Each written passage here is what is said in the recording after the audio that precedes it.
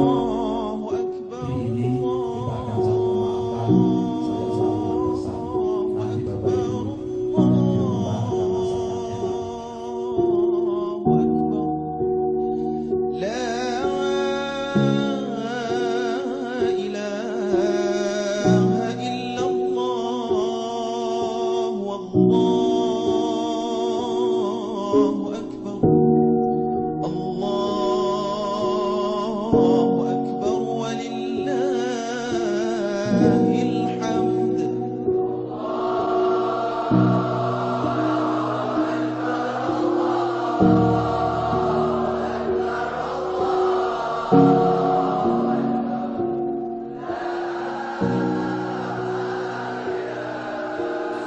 Penyembelihan hewan kurban adalah titik kritis selama perayaan Idul Adha. Rangkaian proses ini tak hanya menentukan kehalalan daging hewan kurban yang disembelih, tetapi juga berpotensi menimbulkan kesakitan, stres, dan kepanikan kesakitan pada hewan yang akan dikurbankan, baik sebelum maupun selama proses penyembelihan.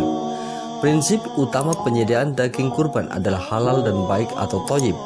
Direktur Halal Research Center Fakultas Peternakan Universitas Gadjah Mada, Nanung Denardono mengatakan, daging hewan kurban tidak serta-merta halal meskipun hewan yang dikurbankan termasuk hewan yang halal dikonsumsi. Daging hewan halal hanya halal jika ia berasal dari hewan hidup yang disembelih secara syar'i, katanya. Beberapa ketentuan penyembelihan hewan sesuai kaidah agama itu antara lain dibacakan basmalah atau menyebut nama Allah, tidak berbuat aniaya atau zalim dengan hewan kurban, dan tidak memotong bagian tubuh hewan yang disembelih ketika hewan tersebut belum mati sempurna. Sementara itu, prinsip thayyib atau baik dalam penyembelihan hewan, menurut dosen Departemen Ilmu Penyakit Hewan dan Kesehatan Masyarakat Veteriner Fakultas Kedokteran Hewan IPB University, Denny Widaya Lukman, dalam webinar Kurban yang Aman di Masa Pandemi COVID-19, bisa diperoleh dengan menjaga higienitas, sanitasi, dan seluruh proses penanganan hewan dan daging kurban, serta berbuat ihsan atau baik kepada binatang atau memperhatikan kesejahteraan hewan. Sikap baik demi kesejahteraan hewan itu perlu dijadikan perhatian, baik semasa hewan berada di lokasi penjualan hewan, tempat transit atau penampungan sementara, maupun selama proses penyembelihan. Tempat penjualan atau penampungan hewan kurban harus memiliki peneduh sehingga hewan tidak akan kepanasan atau kehujanan. Hewan yang kepanasan akan menjadi stres, katanya. Untuk mencegah hewan melarikan diri, tempat penampungan bisa menggunakan pembatas, namun pembatas itu tidak boleh memiliki bagian yang bisa melukai hewan, seperti ada bagian kayu atau bambu yang runcing atau paku yang menonjol. Jika tidak memakai pembatas, hewan bisa diikat dengan tali yang tidak terlalu pendek hingga mencekik mereka.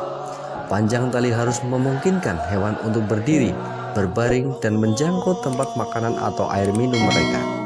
Tali yang digunakan pun sebaiknya tali tambang, bukan tali plastik, karena bisa melukai hewan kurban. Tempat penampungan juga harus memiliki ventilasi udara yang baik, dasar lantainya tidak licin atau becek, serta tidak terlalu padat penghuninya.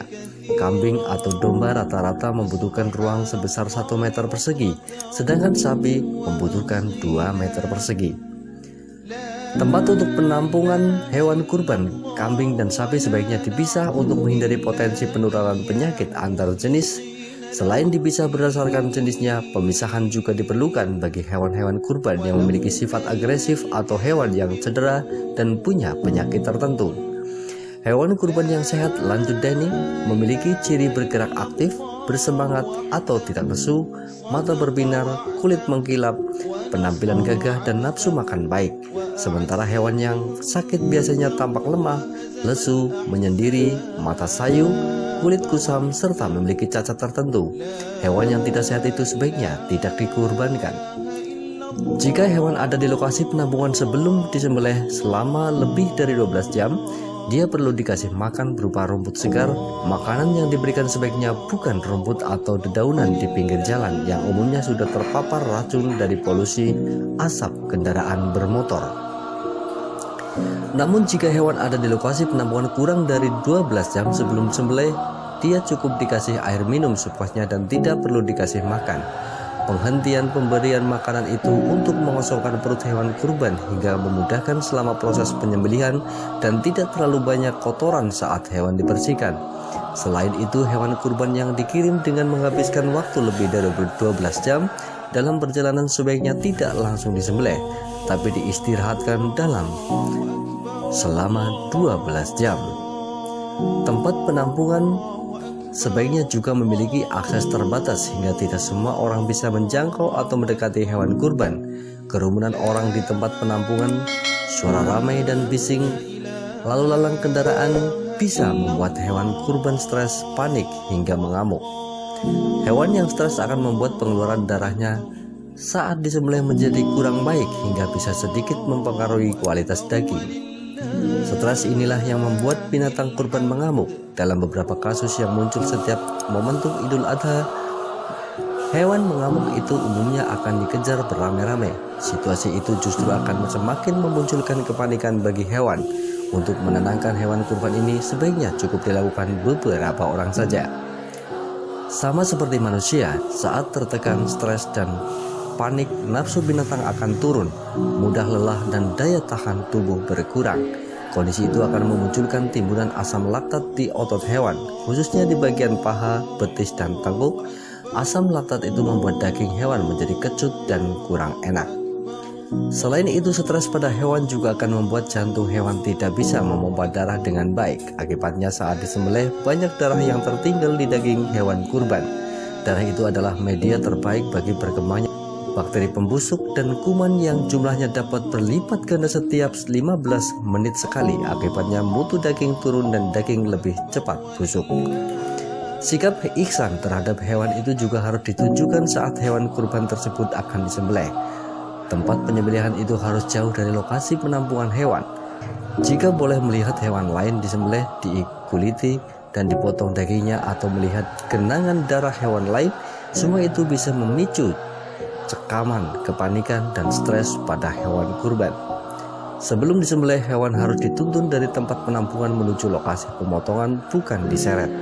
Panitia yang mengambil hewan kurban itu harus berjalan di belakang hewan kurban, bukan di depannya. Sesampainya di lokasi pemotongan, hewan perlu dibaringkan, bukan dibanting atau ditarik paksa selama penyembelihan. Posisi kepala hewan jangan terlalu didongakkan karena bisa mempengaruhi pembuluh darahnya.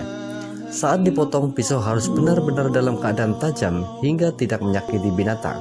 Pisau yang digunakan untuk menyembelih tidak boleh bergerigi, apalagi menggunakan gergaji. Namun proses pengasahan pisau itu tidak boleh dilihat oleh hewan yang akan dikorbankan.